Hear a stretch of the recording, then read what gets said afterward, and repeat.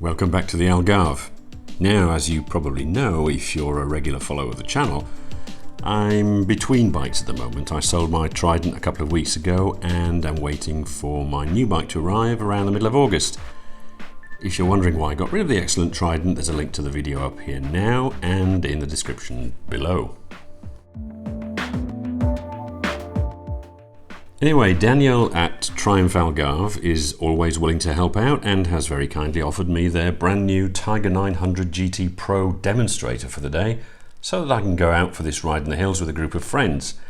He has most, if not all, of Triumph's most popular bikes in the showroom and a good selection of demonstrators that you can test, so do stop by if you happen to be down here.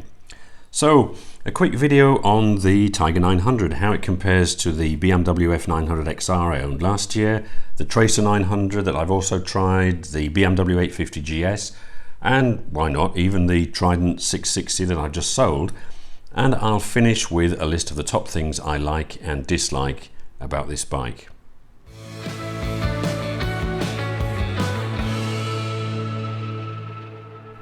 First impressions are positive. It's a pretty handsome machine, especially in this deep gloss black paint, and not too imposing like a 1250 GS or an Africa Twin. Being the top of the range GT Pro, this lone bike comes with all the bells and whistles, including Bluetooth connectivity, electronically adjustable suspension, quick shifter, heated rider and pillion seats, and tyre pressure monitoring. Now, having owned a similarly spec'd F900 XR last year, I have realised that I don't actually need most of this stuff, but that's just personal preference and circumstances. For example, a heated seat in the Algarve isn't going to get used that often, but I get that many riders based in cooler climes will love it.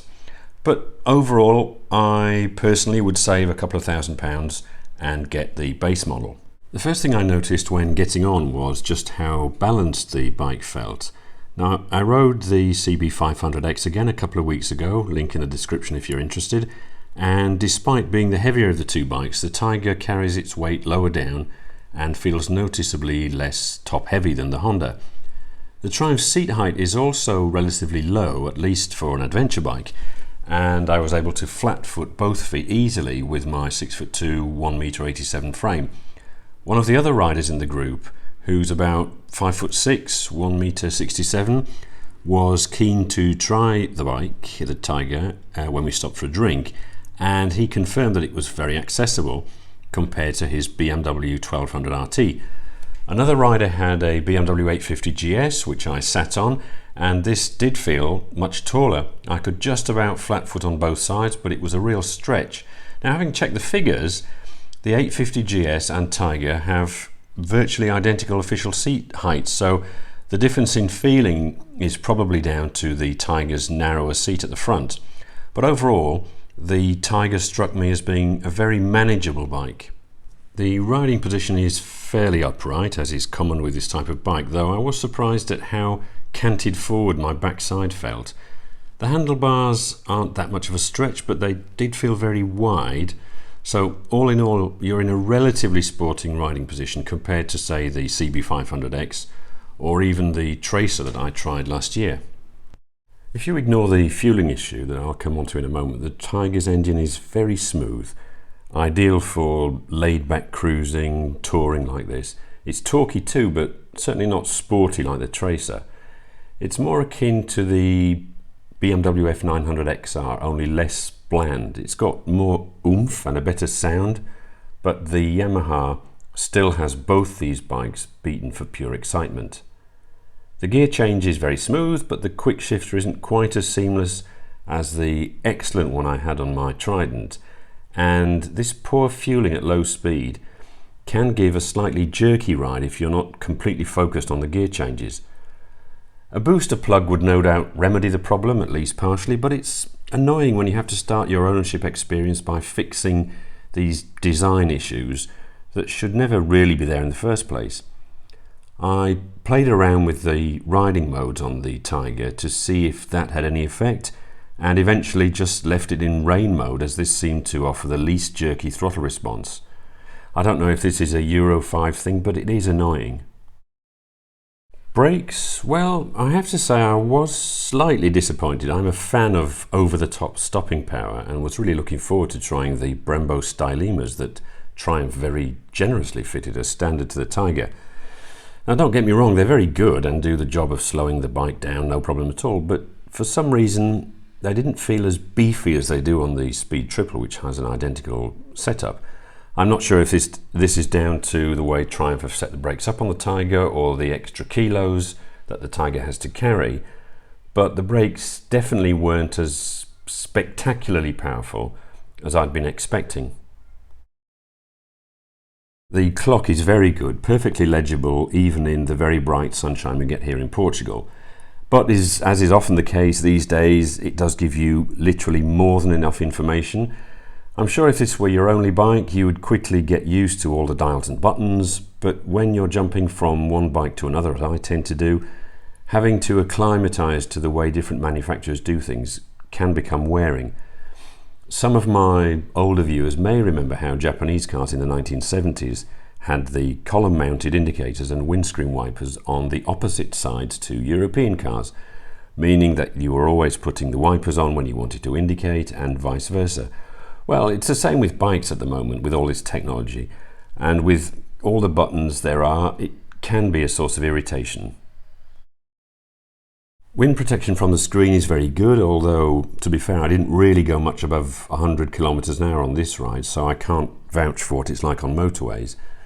There's a good bit of protection to the legs too from the fairing, though the shape of the tank means that you can't really grip it between your knees as they're permanently splayed out. It's not too much of a problem on this type of bike, but I did notice when we attacked the twisties that I couldn't grip the tank.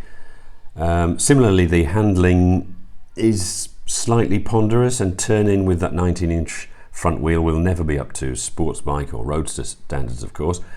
The tyres are relatively skinny, but grip is excellent, and I quickly felt comfortable hustling through the bends.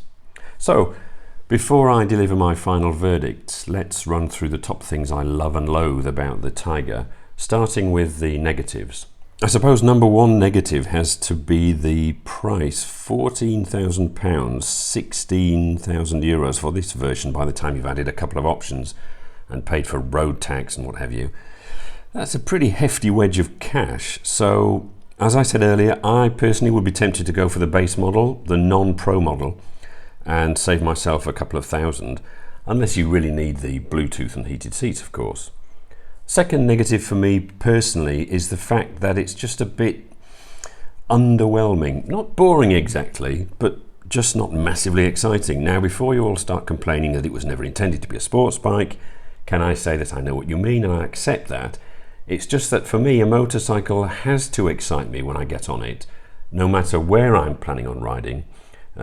Into these mountains or down to the supermarket. Otherwise, I might as well just take the car. The Tiger reminded me why I sold the BMW F900 XR. The engine just doesn't have quite enough poke, and combined with the very safe but slightly lackluster handling, it was a little bit of a letdown.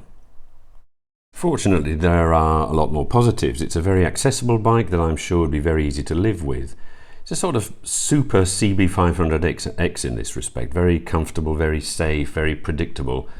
It's the sort of bike you can take anywhere, almost literally. And I think if it were a car, it would be a BMW X5 or an Audi Q5, just good at everything. Number two on my list of positives is the overall look and the way it's put together. Fit and finish are really excellent. Triumph have nailed this on all their bikes, even the cheap and cheerful Trident.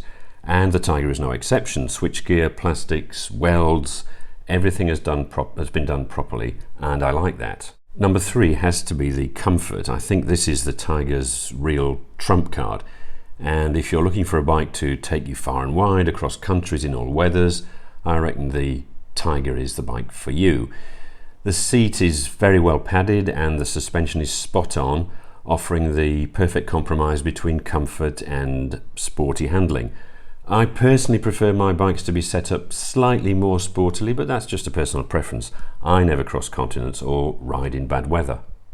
Number four positive is the equipment. Now, I know I just said this GT Pro is a bit pricey, but you do get a lot of kit to play with, including electronically adjustable suspension, which is great if you plan on taking luggage and/or a passenger on a regular basis.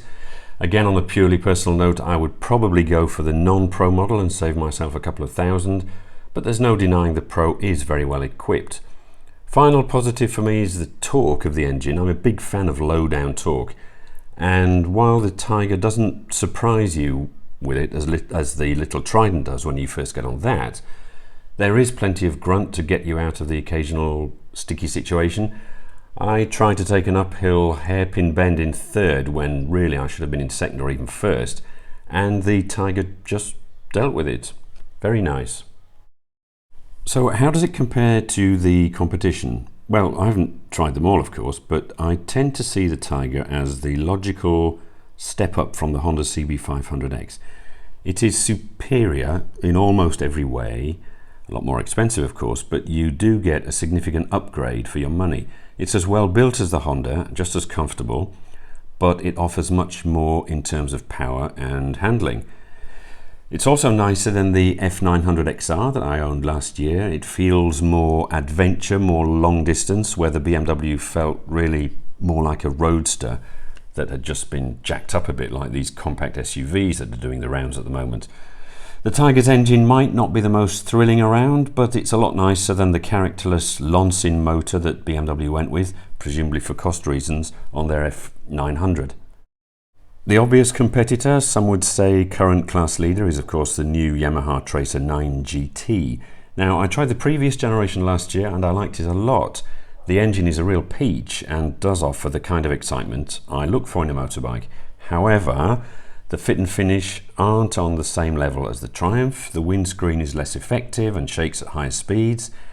And at least with this new 2021 model, I just can't get past the styling decisions, like having only one of the two headlights on when using low beam, which makes it look as though the other bulb has blown, or the oddly designed clocks, which remind me of something I used to see in a car in the 1980s.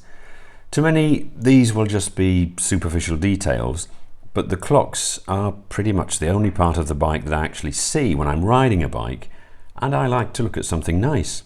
So, a conclusion, which middleweight adventure bike would I go for? Well, if I were in the market for this type of bike, I would obviously try a few more like the KTM and the Ducati, but based on the handful of bikes I have ridden, it would be the Triumph. It does everything very well without having any real downsides. I just wish the engine had a little bit more poke like the Tracer. Nobody's looking for super sport handling or colossal speed from a tourer come adventure bike, but effortlessness, if that's a word, is nice, and the Tiger would benefit from just a little bit more of that. I'd still be happy to have one in my garage though. Anyway, that's just about it from the Algarve for the moment. I'll be taking a few weeks break for the summer, but I should hopefully be back mid-August to reveal my new bike. So stick around for that, and as always, thanks for watching.